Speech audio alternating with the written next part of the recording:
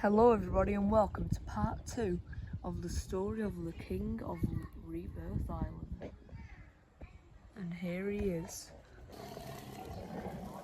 If you forgot his name is Rex.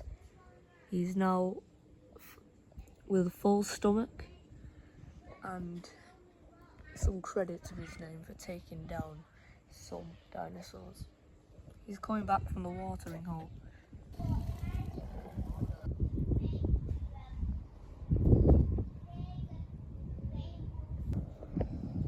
It's incredibly hot today,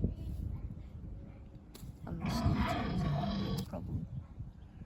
Not because they can suck every ounce of blood out of him, no, it's not that at all. It's because they're irritating and distracting.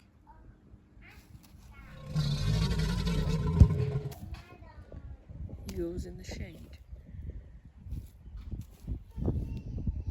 to rest, but that resting is interrupted by loud bellows in the distance.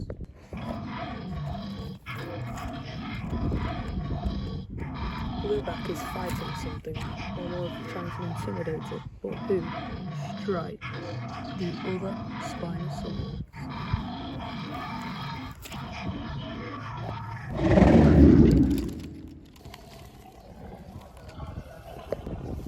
But Blueback is fed up.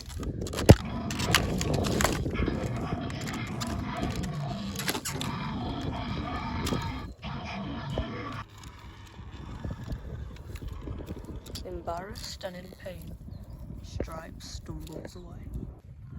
But in the sky, Blueback hears something. It's a plane.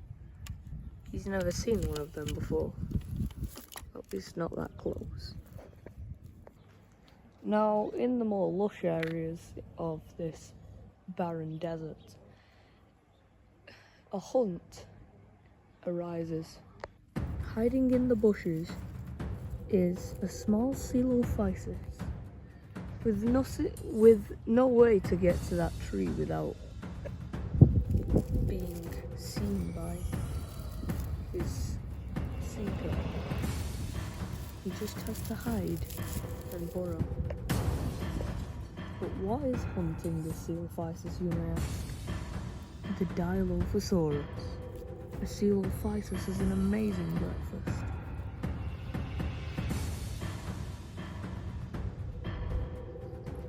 He spotted him.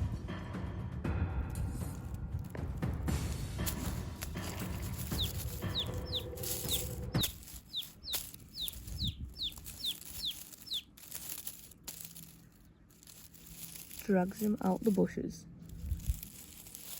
where he tears him apart. But this Dilophosaurus needs bigger prey.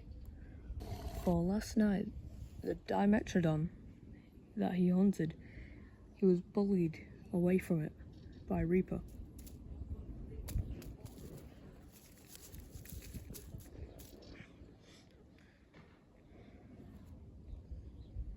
He needs to hunt down something big.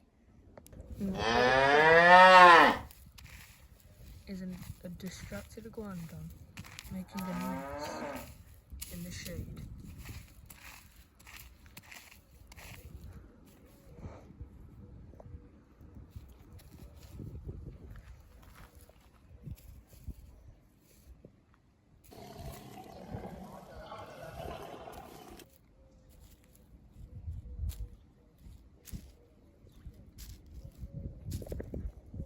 Full of hunger and desperation, he strikes.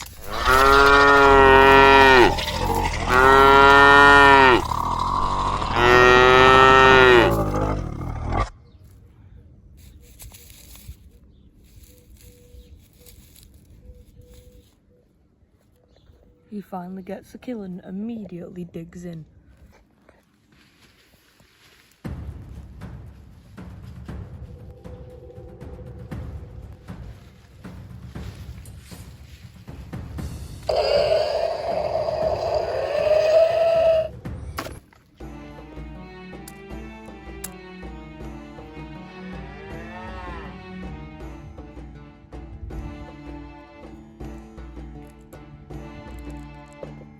Rex is about to face a serious challenge.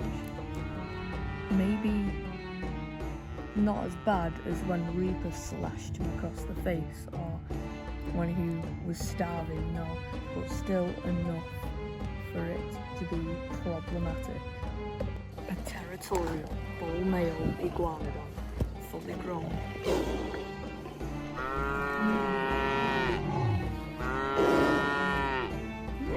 He tries to make it clear that he's not a threat and just passing by. But the iguanodon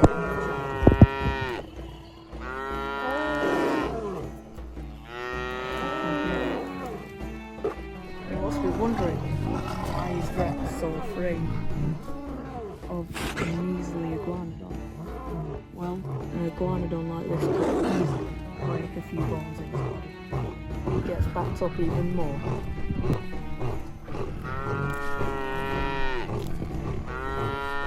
Because of how top heavy the T-Rex is, even this small drop would hurt. But also the roll down and through the charred, ashy dirt. The iguanodon sees this and pushes him down.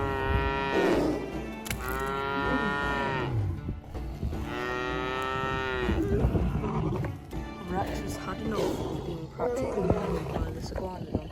He's made the fatal decision to turn his back with Rex, his tail, an easy target.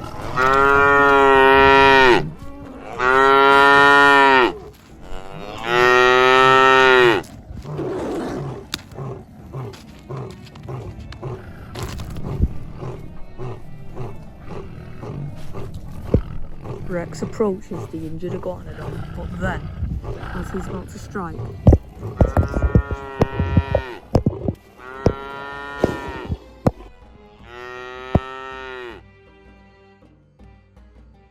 the iguanodon got the upper hand again and used its thumb spike to disorientate Rex, and he stumbles off a bit. Rex starts roaring at him. He starts shooting dirt in his face, going into his eyes, temporarily blinding him, enough for the iguanodon to run.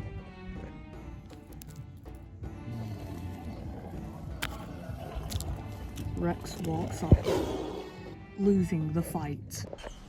Stripe has been banished into a very dark area. A very risky place to be. But why is this place so dangerous? Christopher the Indominus Rex, he's finally decided to show himself.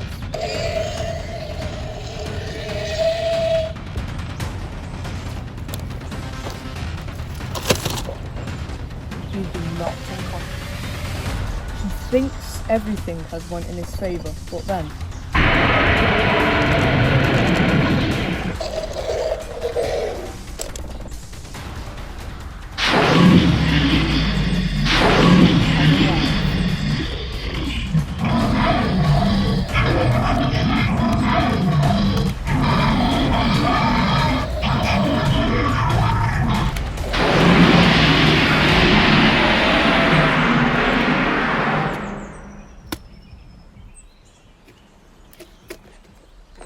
has won, making Christopher flee.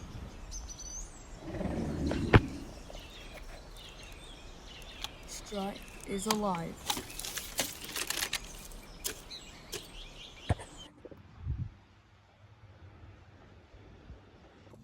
Rex is walking past the forest that connects to the one where that big brawl just happened.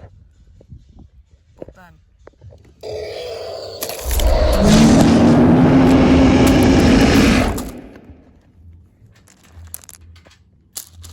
that is inspiration for Rex to take down the Indominus in the future. The territorial bull male that we seen throw dirt at Rex earlier is now at a cliffside, feasting. But then, a burnt tree from a lightning strike last night collapses on top of him, and his cries for help attract two predators, Rex and Reaper. They ignore the male Iguanodon and pay attention to each other. This is the day they end their rivalry.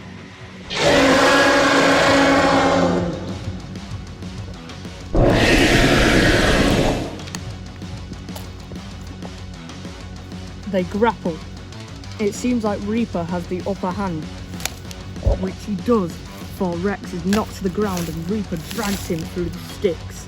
But Rex pulls a critical move in this fight and kicks him in the neck, biting down and dragging him through the grass, while more of dirt, and rolling him over, stepping on his leg, pushing him again but falls over.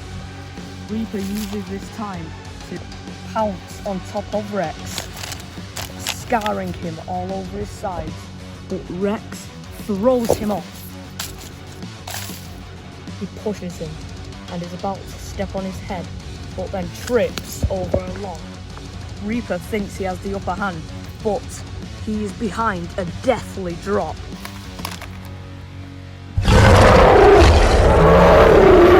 He slips again.